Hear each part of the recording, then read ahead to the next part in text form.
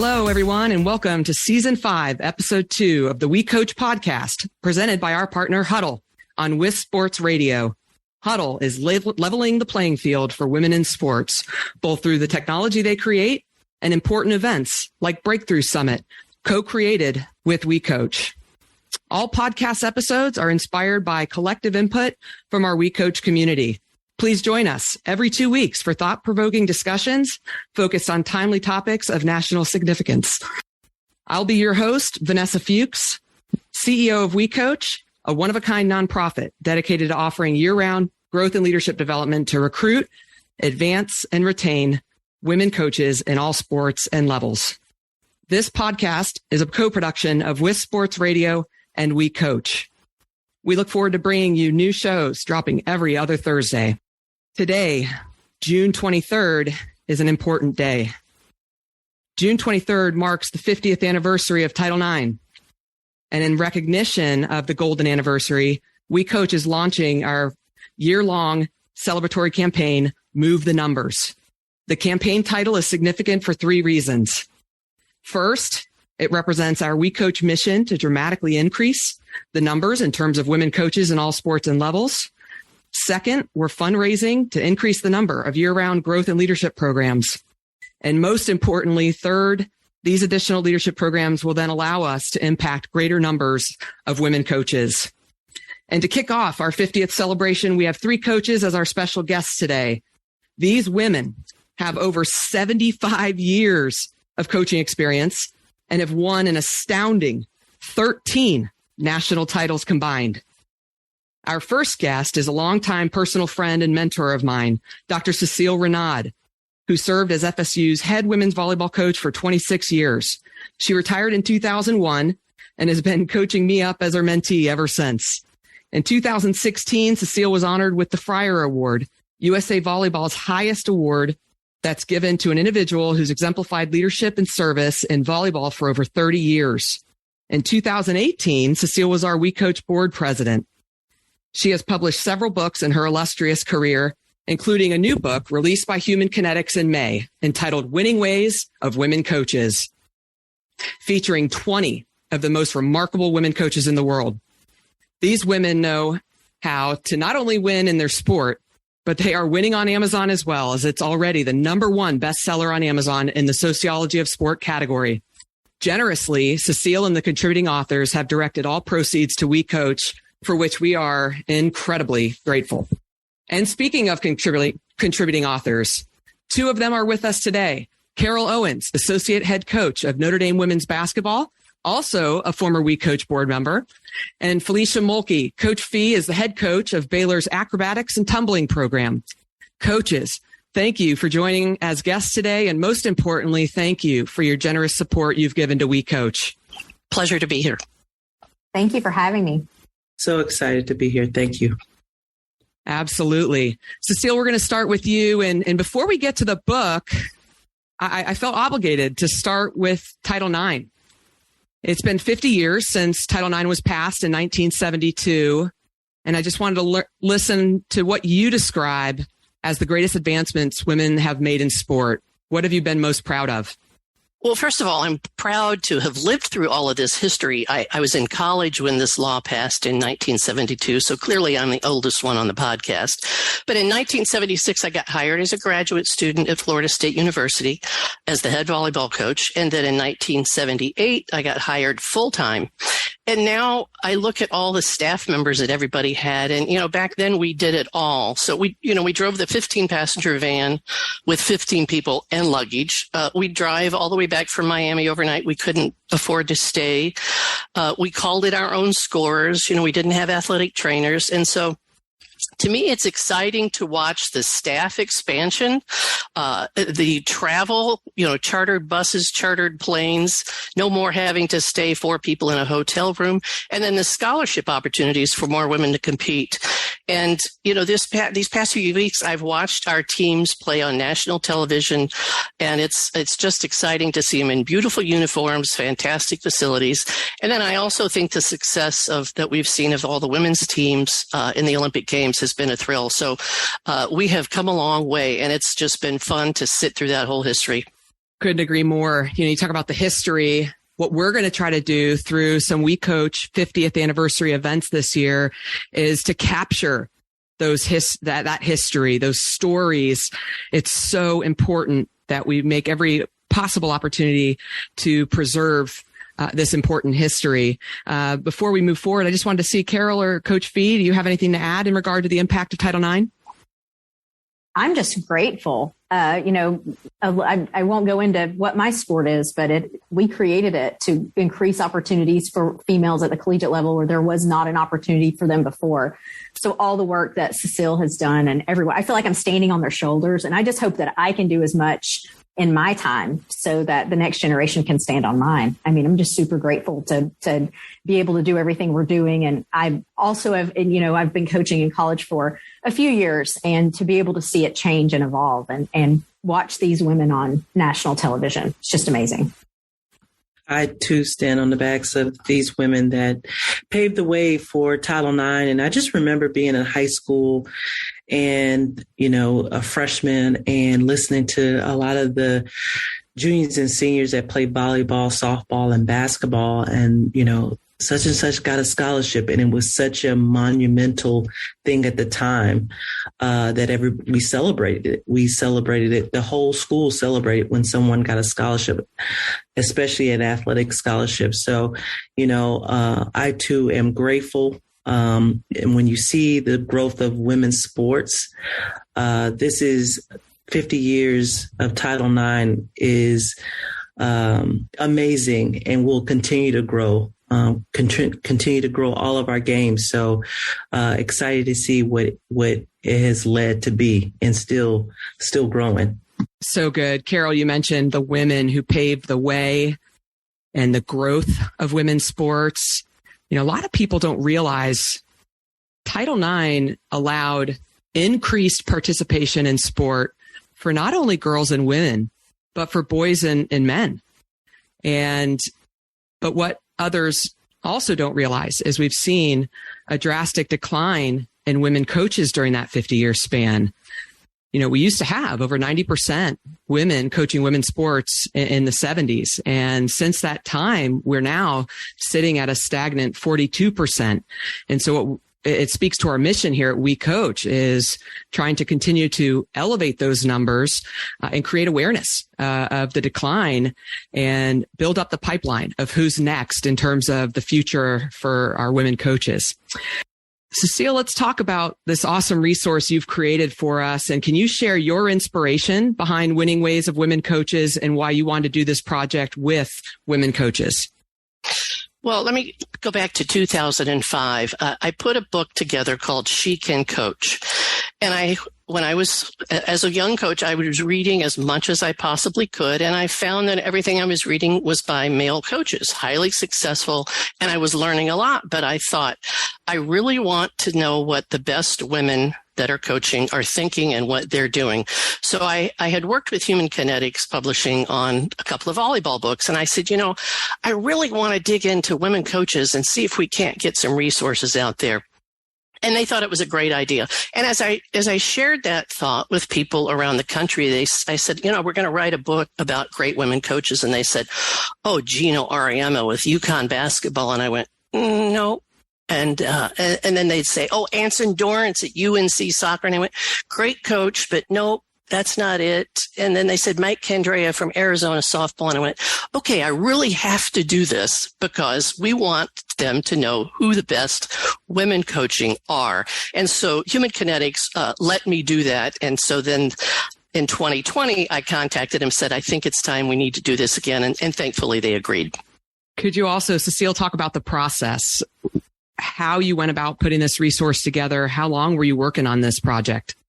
Well, the process is pretty interesting. First, you have to kind of come up with a proposal if you want to do a book, and it's a pretty extensive process. So then you have an outline of possible topics. You think about contributors who you might have access to or who you might, be able to work your way to get in touch with. And then, of course, the publishing company puts you on a timeline because there's going to be, there's publishing dates and everything they have to do at the publishing company. And it took about 2 years. And of course, we went through COVID. And so it was interesting. When we first started contacting the coaches, everybody was free. Nobody was doing anything. Tara Vanderveer was skiing in Minnesota and said, I have nothing to do, Cecile. I'll be happy to talk to you as long as you want to talk. And then, as we went along, then all of a sudden things started to ratchet back up and more action. And then people went through, they started winning national championships. They were getting ready to leave for the Olympic Games. And so I was just trying to fit all this together. But it was about a 2-year process. And how did you decide on chapter topics and which coaches were going to contribute? Well, that's really when the fun starts. So I had a list of topics I thought were relevant and also wanted each coach to share their thoughts on team culture. We tried to add that in each book, even if that wasn't, part of what your assignment was. And then trying to match up the people we thought we could get with those titles. So you just kind of have to plug it in. We started going after the top female coaches in the world, and we reached out to 2 very successful coaches in Canada. And we wanted to expand it too, not just to the United States, but we got 2 very talented, highly successful women from Canada contribute. We went to Australia, and thankfully Liz Mason from Athlete Assessments connected us with 2 brilliant women from Australia. And then we also wanted to include coaches that were in men's sports. So Jen Welter from the NFL and then Rachel Balkovec from Major League Baseball. I thought that was an important perspective for women to think about, that they can coach in men's sports and be successful. Then I started putting the pieces together, and it's just a complex process. I want you to think back to school when you'd work on a group project and you might have 3 or 4 people. But I was working with 20 extremely successful and very, very busy women in coaching. And so, it was like the 20 most popular, smartest people in class and trying to nail them down. And I was just fortunate enough to have these women share their time and their expertise. And I'm so grateful to all of them. So I think it was enjoyable for me, but I do hope that this resource will serve the purpose of supporting WeCOACH and that organization that I think is striving to help support and retain and recruit women coaches. But I hope it'll be serve to really help coaches do a better job all around. We're so excited for the success of the book already. Cecile, again, we can't thank you enough. You mentioned the publisher's reaction and mentioning Gino and Anson, and it reminded me of my neighbor across the street comes over. He goes, "Hey, Vanessa, I heard about the new job you've taken on with WeCOACH. I actually just interviewed a coach today, Shalon Pillow." So Carol, you'll appreciate this story. He says, "Yeah, I interviewed Shalon and we were doing a feature story on a former coach that she had. And he must have had just a tremendous impact on her life because she just raved about him. Some coach named Pat." And I told my neighbor, I said, "You realize Shalon Pillow played at Tennessee?" And she's talking about the legendary Pat Summitt. And it was a pretty funny moment. But Cecile, you mentioned in the book that Pat's an incredible mentor to you. And I was just wondering if you'd be willing to share some tidbits that she's left with you. Well, I was fortunate enough to get to meet her back in the early 80s. I was coaching with a World University Games team, and she was coaching the Pan Am team. And we just got to spend a lot of time together. And, I tried to talk her into writing a book a long time ago. I even had the title. I said, let's write a book. It could be called First Class or Coach, because, we were always talking about traveling. But, what I learned from her is it's really important for us to reach out to others that you're not competing against and that, reach across sports. I could call her about anything, whatever was going on with our team. And I had a safe person to talk to because she wasn't a competitor. But, she just worked hard and worked long, but she had a lot of fun. And so that's really what she left me with, to, take care of the people, enjoy the process, work hard, and success will come to you. So I was really fortunate to have her as a good friend. Pat Summitt cemented a legacy, obviously, and talking about really successful women's basketball programs. I want to pivot now to Carol, who Notre Dame certainly has had their fair share of success. Carol, you've been coaching for almost 30 years, and during that span, you've been able to serve as an assistant coach, an associate head coach, and a head coach. And so you've got obviously a great deal of experience from a variety of seats. What's the primary role of an associate or an assistant coach, and how important is that role to the success of a program? I believe the primary role for an assistant or associate coach is to support your head coach. We have our responsibilities, but as we know, there's always duties unassigned. And that's what we're called to do, is support the head coach. And I think, with the expansion of positions and all of that, the support staff is very important, in particular the assistant coaches. And we have our responsibilities, and I think our responsibility primarily is the support. And then two, to make sure that, I think ultimately, to not have to be micromanaged, to be able to hone into your own responsibilities so the coach doesn't have to worry. And that's support in itself. So I just think that we are the gateways into a lot of different areas that come up with our jobs. Academics, performance, obviously the student athletes. We are the gateways, and we speak a lot of times on behalf of our head coach. And so I think overall that falls under the umbrella of support. So good. I love what you talk about there as far as thinking like a head coach in your chapter of Winning Ways. Your chapter is entitled Changing Coaching Roles, Advancing Your Career, and it discusses serving in these different roles. What's some advice you'd give to young coaches serving in these roles? I think you have to know what your why is. When you come into coaching, I've met a lot of assistants that have come from playing professionally, or they are student athletes and they want to get into coaching. And you have to understand, why are you getting into coaching?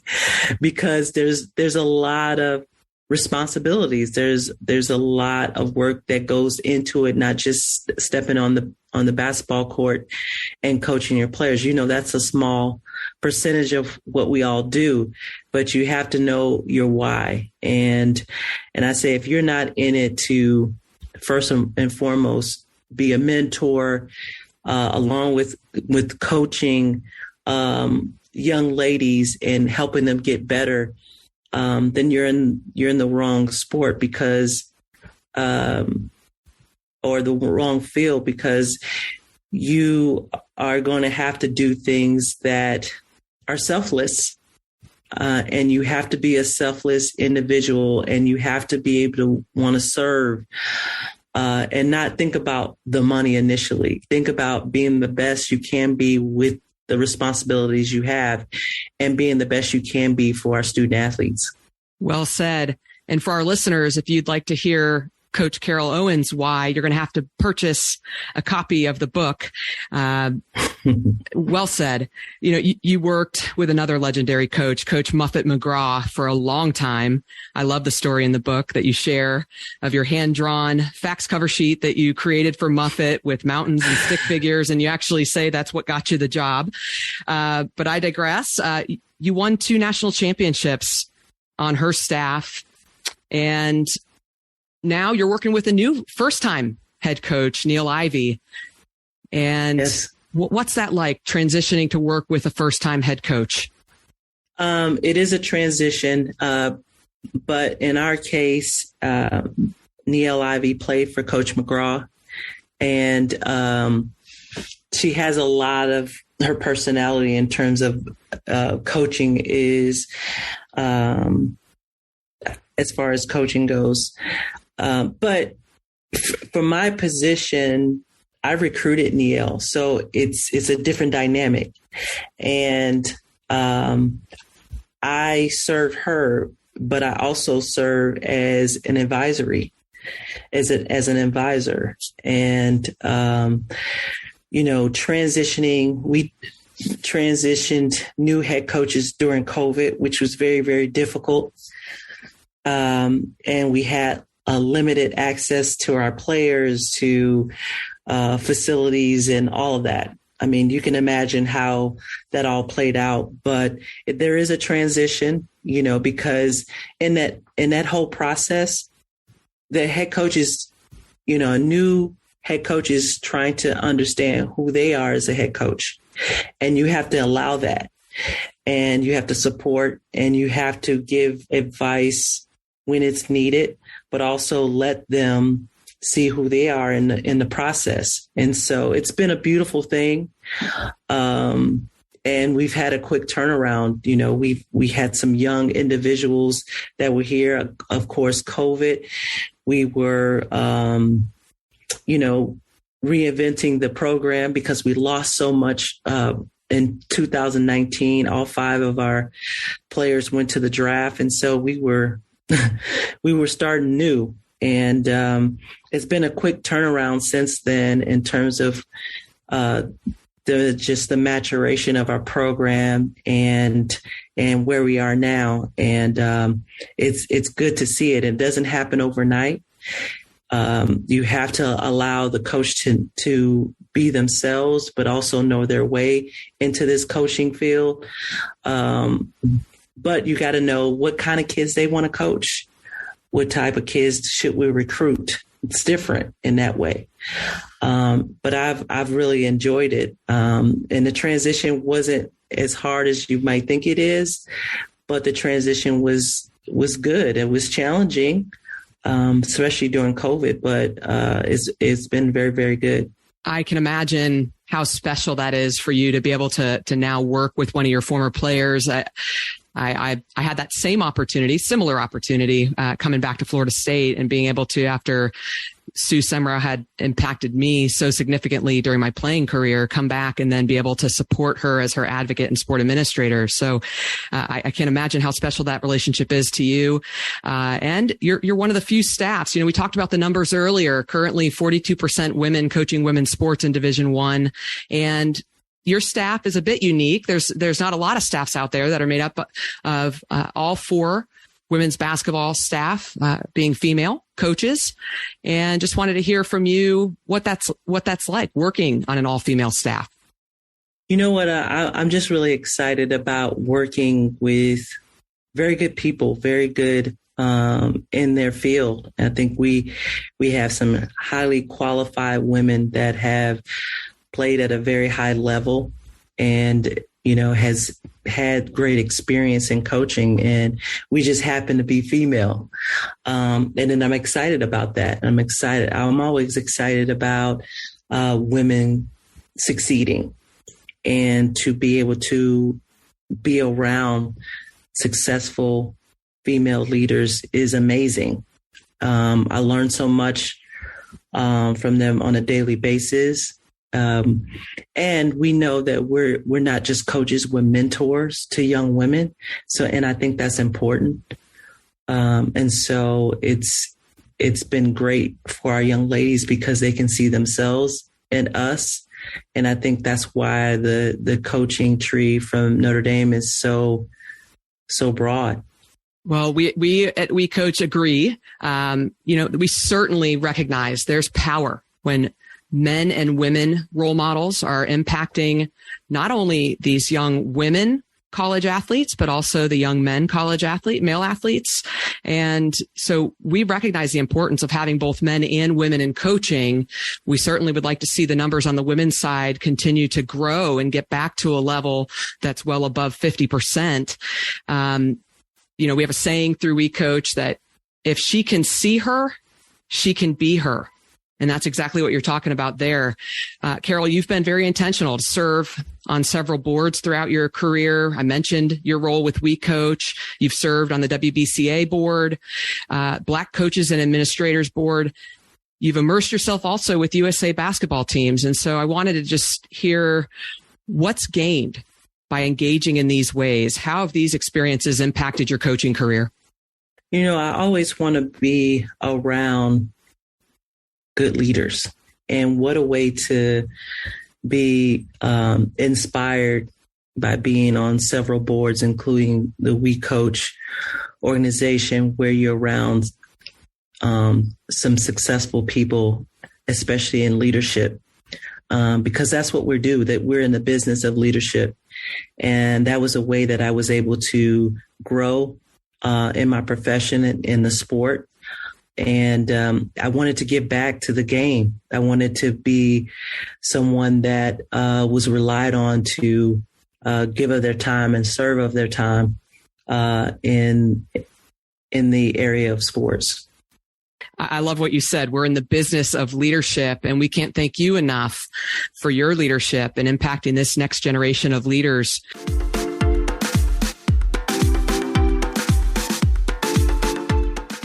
I want to turn our attention now to Coach Felecia Mulkey. You're coaching a sport at Baylor, acrobatics and tumbling. Tell us a little bit about what your sport consists of, Coach Fee. Thanks, Vanessa. I will keep it short because I could go on forever about my sport. So acrobatics and tumbling is a sport that I think it's the only sport that was ever created for women by women.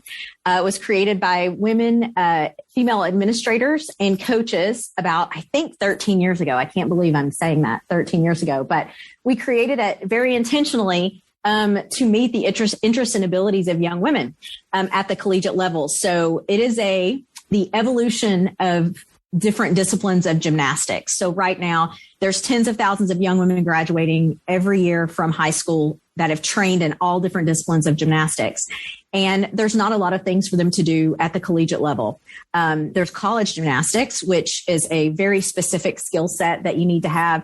And then for a while, the other option was, well, maybe I could be a cheerleader and cheer on the sideline, which is a great opportunity if that's what you want to do.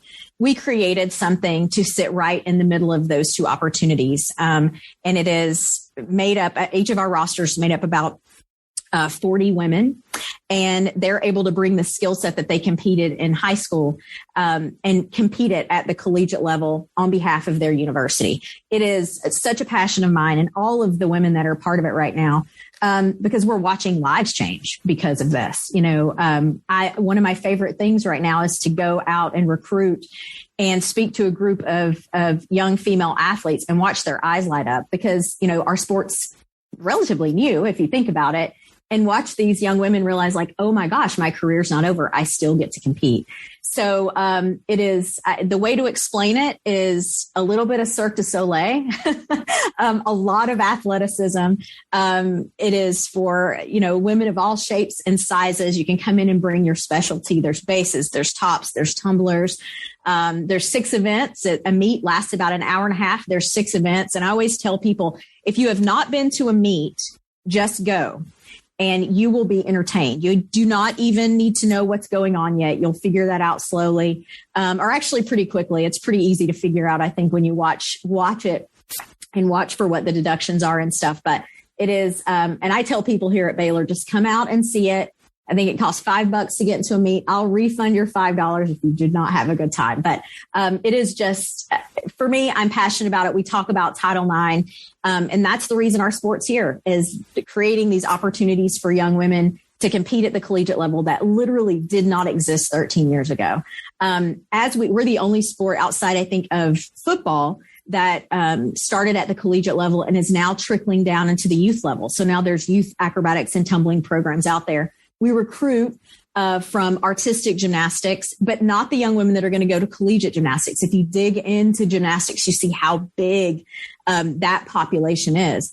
And the young women that are coming to our teams are not going to collegiate gymnastics. It's not that they're not athletic enough or talented enough to go into collegiate gymnastics. They just have a different skill set that can be utilized in our sport. And so we recruit from all of the different disciplines of gymnastics, power tumbling, acrobatic gymnastics, artistic gymnastics, and then also high level competitive cheer. Because if you look at that, those are actually gymnasts that have gone over and are competing in this amazing thing. So if you have not seen it, I suggest everybody go Google it and take a look at it. You can watch a highlight video for Baylor if you want to Google Baylor highlight video. But it is really a fun sport. I will mention this, Vanessa, since you guys were talking about female opportunities. It's exciting that every school that adds a sport, we started with 6 schools about 13 years ago, and we're now at 43.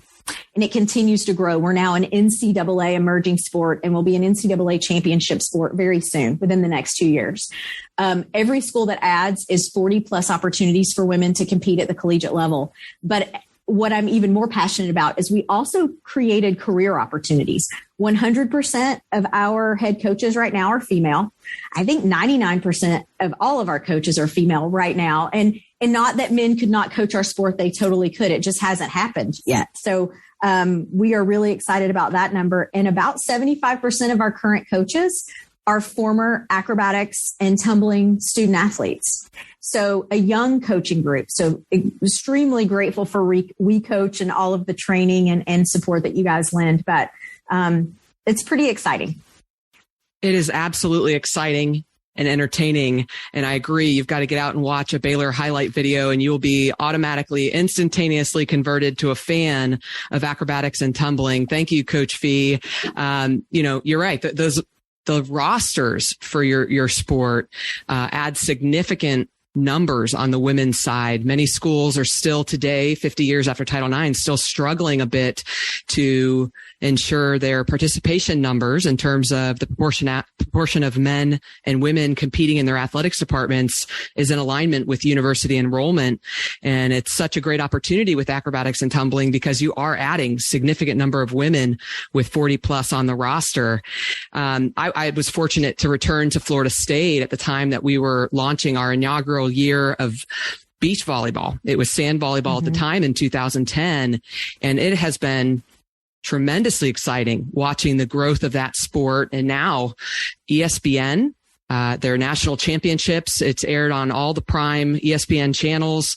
It's grown dramatically since 2010. And it was really fun to be one of the first schools right out of the gates at Florida State to host and start a team. And you've seen something similar evolving in your sport, which we're really, really excited about. You mentioned there's now 43 teams participating. You've coached your Baylor team to seven straight national titles. And get this, you've won all 11 national championships that have ever been at both Oregon and now Baylor combined. 11 national championships. How the heck have you done that? Well, it has been fun. It has been a journey. And, I think part of it is just the excitement right now of all of the young women that come in that are able to do this at the collegiate level. You create a great culture on the team and they go out and they fight for it. I believe culture is the biggest thing to winning. Our group is very collaborative right now, our organization. So we compete very fiercely during the season. And then we get together at our coaches summit in the summer and we all teach each other everything. And then we go back at it and we fiercely compete again during the season. But I believe that the culture of a team is the key to victory. And I think, you got to get some talent and you've got to be able to coach the X's and O's and you have to do all that. But, there's all these old cliches, but hard work beats talent all the time. And, I saw that my first year when I came to Baylor. I had just left the University of Oregon and we had won coming off a championship and came down to Baylor and inherited a program. That was the first time in my career I had ever done that. At Oregon, I actually created the program and went out and recruited that inaugural roster. So walking into Baylor, walking into someone else's culture was a huge challenge for me.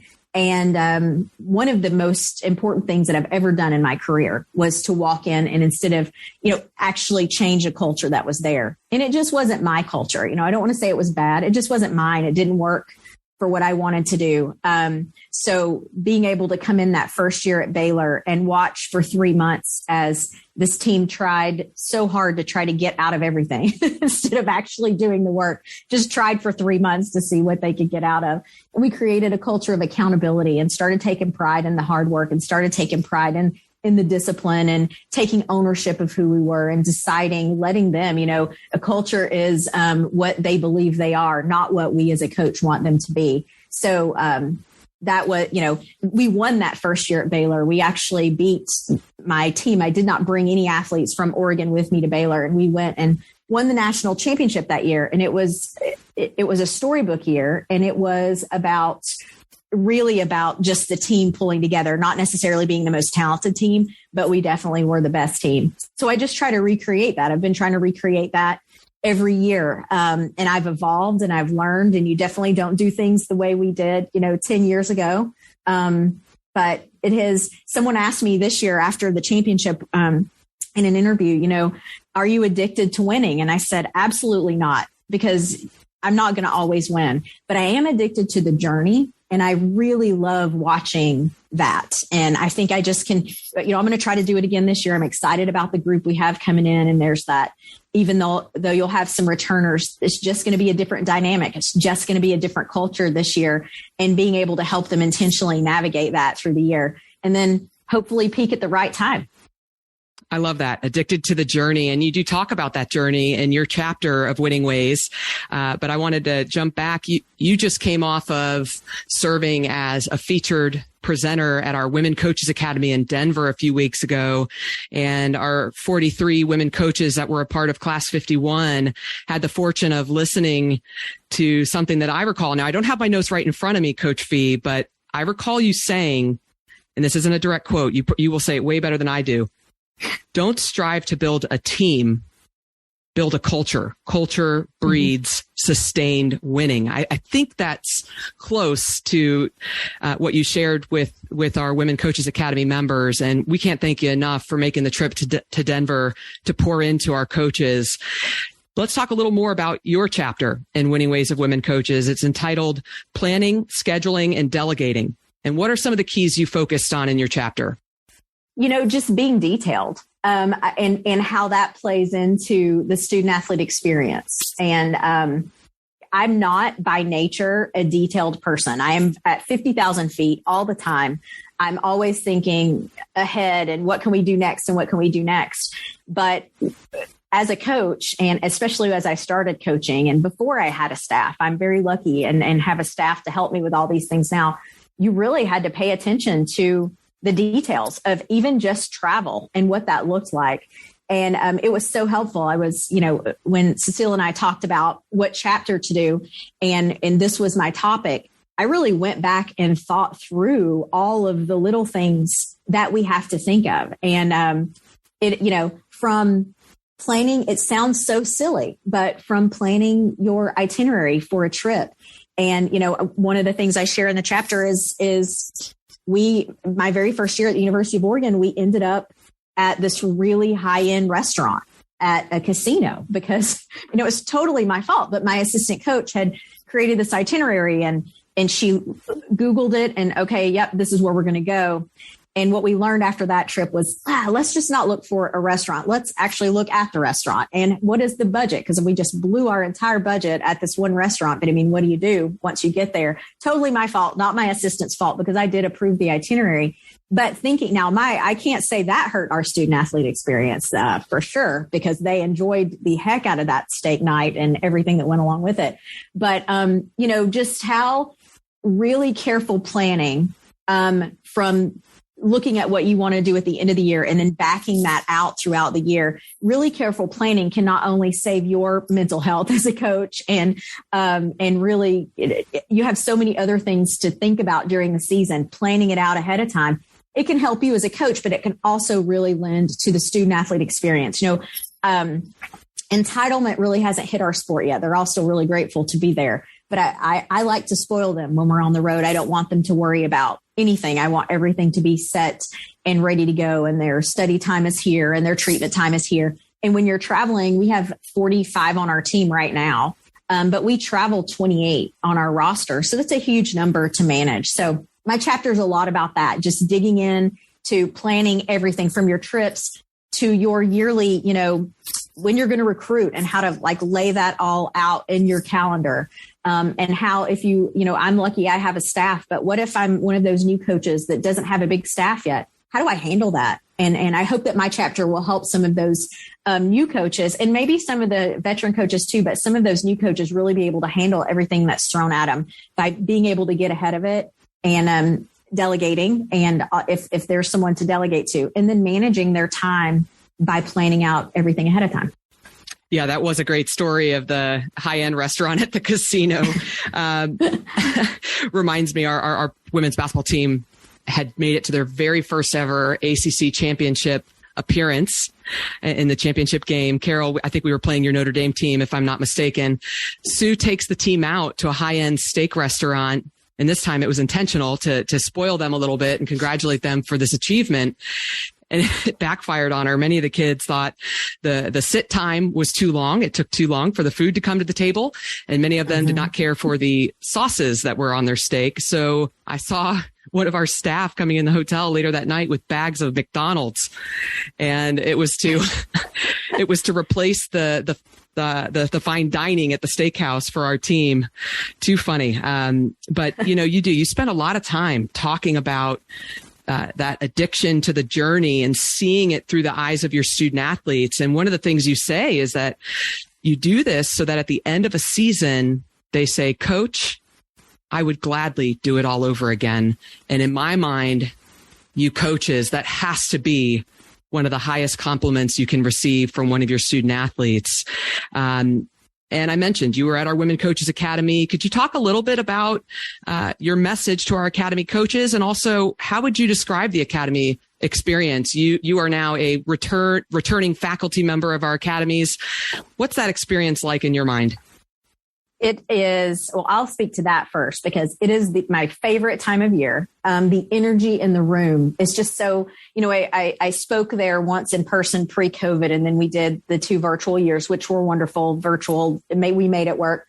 But there is something about being in that room with all of these motivated women coaches that, oh my gosh, I just love it. And I suggest, I don't care if you've been coaching for 2 months or 20 years, you should apply and you should go to the Women's Coaches Academy. The connections and just to watch the cohort come together in the short time I was there, to watch them bond. I laughed, I cried. It was fantastic. So I said everyone should go. My chat, it was about team culture. And it was interesting because I went back and updated it, and I noted my PowerPoint stayed kind of the same. My messaging was the same, but my stories were different. And even in the 4 or 5 years I've been working with WeCOACH, I've evolved as a coach in the way that I approach things. And I think that's an important message. Like, let's keep evolving and don't lose our philosophy, but keep evolving.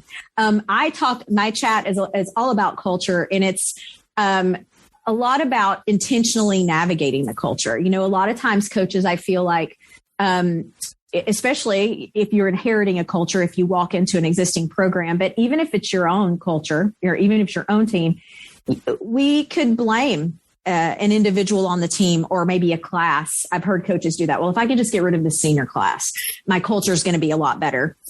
And my main message is, no, as a coach, we either create a culture or we allow it. So, we can't blame it on the student athletes that are there. We have to decide how we're going to navigate it and what we're going to do to create the culture we want. And then keeping in mind that, coming up with that logo at the beginning of the year, that catchphrase is helpful as a coach. And I know we do that. Hey, this is going to be this past year at Baylor. Our catchphrase was above the line, and our whole team meeting at the beginning was about above the line. And I love to hear my team talk about during the year, they would refer to above the line. But our culture is what that team thinks they are, not what I tell them they are at the beginning. And so my talk is a lot about that, navigating that, and how do we navigate the stages of team. And I refer to Dr. Bruce Tuckman's small groups. He wrote it. It's an older article. I was fascinated with it in college. I'm a huge nerd. So I've applied his 4 stages of team, or 4 stages of a small group. And I've applied it to team, and I've done it for years now. And it's really interesting. It's my favorite part, is just to watch them hit the forming stage, the storming, the norming, the performing. And I can watch my team go through it. I even discuss it with my team when they're going through those stages. And, so that my chat is about that and kind of educating about that. And then all of our sports are so different, and we compete. Our game days and meet days are so different. So just really kind of laying out that blueprint, and then allowing those that are there at the academy to try to, how could this work with my team? How could this work if I'm coaching field hockey? How could this work if I'm coaching tennis? And then, having conversations about that. It's been a few weeks since our Academy experience, and I'm still on fire. I hope you are. I continue to hear from our Academy participants about the impact that it made on not only their career, but on their lives. And I just can't thank you enough, Coach Mulkey, for pouring into our participants and having that level of impact on them. Gosh, ladies, we could continue this conversation all day, but I know you've got teams to get back to. And so what I like to do is close out every podcast with this question. And it's for any one of you, if you would like to share a response, but can you give us your advice for how we move the numbers in terms of supporting and increasing the number of women coaches in all sports and levels? Vanessa, this is Cecile. Let me just say that, first of all, thanks to these two women for participating today, and to think there's 18 other coaches that are just like these women that we'll share in this book. And it's my hope that each one of these women will write their own book in the future. But I think as far as improving the numbers, we've got to observe young women in our programs and even on opponents' teams. Think about the people that might have the right personality, the temperament, the knowledge of the game. And it doesn't have to be a star player. Let's start them out with fifth year aid or sixth year aid, whatever that is now, as a volunteer or a graduate assistant, or have them coach the young clubs in your area. We need women coaching at all levels and coaching men and women. So I hope that we can reach out to the people we know and get them involved. Vanessa, I think, one of the most disheartening things I've witnessed in my career, and I'm sure we all have at some level, is women not supporting women. So for me, I think we continue to move the numbers. It doesn't matter if it's within our own sport or if it's a sport that we watch every day, but let's just support women in sport, period. And let's support them with our words, with everything that we can do, lift others up around. And I think that's how we're going to move the numbers, is just to continue to reach out and support as much as we possibly can. Sometimes we tend to stay in our lane. I'm acrobatics and tumbling, Carol's basketball. We tend to stay in our lane, but let's just lift everyone up. That's what I love about the Coaches Academy, is it's all sports, and it is really amazing to see that. So I'm going to commit to doing that, you guys. I'm just going to lift everyone up that I possibly can. For me, mentoring is so huge. I know like a lot of times when we are about to start the season, we have someone from our conference come in and talk about officiating. And at the end of their conversation, they always talk about, we need female referees. We want to grow. We want more women into officiating, college games, and, hope you guys are interested. If you are, just give us a call. But I think we need to reach out in that way as well, especially at the grassroots level. If you notice, there's not a lot of high school or club coaches that are female. And so at any level, we need to encourage, Cecile had mentioned that if you see someone that has the coaching attributes or that is interested, act on that, mentor them, give them the education that they need to get into the sport. But, I want to do whatever I can for the game and share these stories. I think, doing this podcast is going to be really good, very educational for women that, are thinking about getting into coaching. Well said. And thank you for that advice. Carol, you nailed it. There is a national push right now, a very well orchestrated push with sport officials, sports officiating, to recruit more women and students who played the game to go into officiating. And it's no different when we talk about women in coaching. You talked about the high school and youth level and the lack of women there.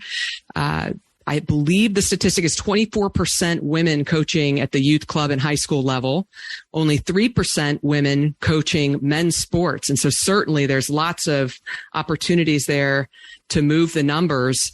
And Fee, you're absolutely correct. Women supporting women. Cecile, tapping who's next and intentionally asking and inspiring, helping these women catch a vision for their career by saying, hey, you'd make a great coach. Why don't you consider getting into coaching? I can't thank you enough for the time that you've spent with us. And while listeners at home have received the Cliff Notes here, make sure you order your copy of Winning Ways of Women Coaches today. It's the #1 bestseller on Amazon. And as our country celebrates the golden anniversary of Title IX, this book is a great option to provide as a memento to your men and women on staff, coaches, student athletes, donors. The leadership learnings in this book are transferable to any industry. Thank you again, Cecile, Felecia, Carol, for contributing to the Winning Ways resource. We've loved having you today. Thank you for continuing to dedicate your lives and careers to impacting our next generation of leaders. And thanks for listening to episode 2 of the WeCOACH Podcast, season 5. And thank you again to our sponsor, Hudl, and production partner, WIS Sports. Please join us again on July 14th. Our July podcast installments will feature a 2-part series on the critical topic of mental health and emotional well-being in recognition of July being BIPOC Mental Health Awareness Month. You don't want to miss episodes 3 and 4. Follow us and share your comments on Twitter at WeCOACH and at WIS Sports, or on Facebook at WeCOACH Sports and at WIS Sports. Interested in learning more about any of our upcoming events, resources, membership, and donor options? Please visit our website at wecoachsports.org. And until next time, keep moving the numbers. We teach, we inspire, we motivate, we lead. We coach.